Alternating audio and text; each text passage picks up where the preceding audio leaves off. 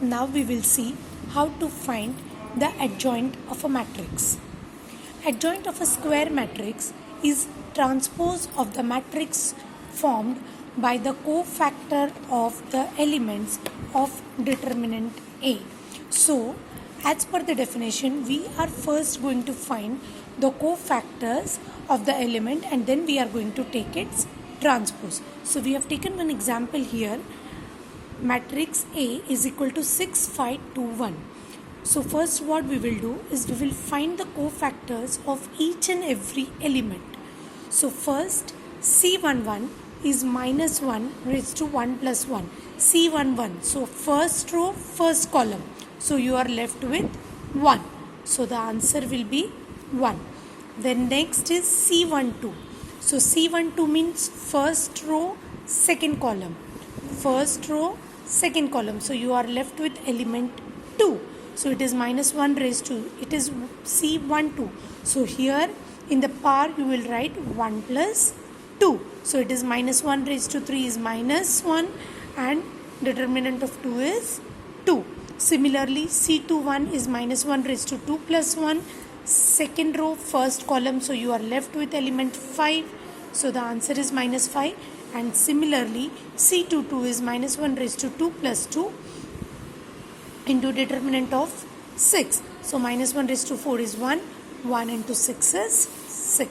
Now we shall write the matrix of cofactors C11, C12, C21, C22. So it is 1 minus 2 minus 5 minus 5 6. Now we have to find the transpose. Transpose means what? We are going to interchange the row and column. So this is 1 minus 2. So this is first row will become the first column and the second row will become the second column. This transpose of matrix is nothing but our adjoint of A. Now let us see how to find the inverse of a matrix by adjoint method. So inverse of a matrix is written as A inverse and is defined as A inverse is equal to 1 upon determinant of A into adjoint of A.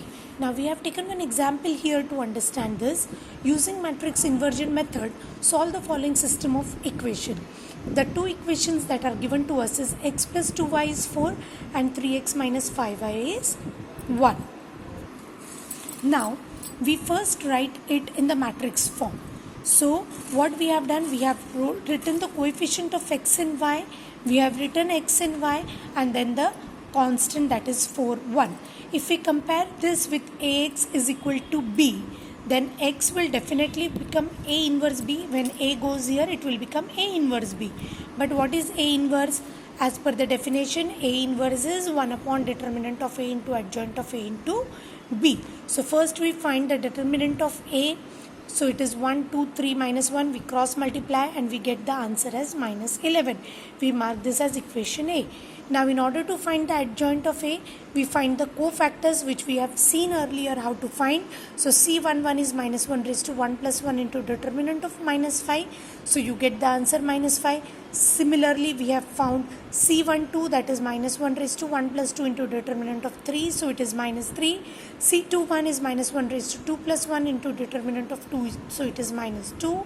And C22 is minus 1 raised to 2 plus 2 into determinant of 1. So now we find the matrix of cofactors C11, C12, C21, C22. So we get this matrix.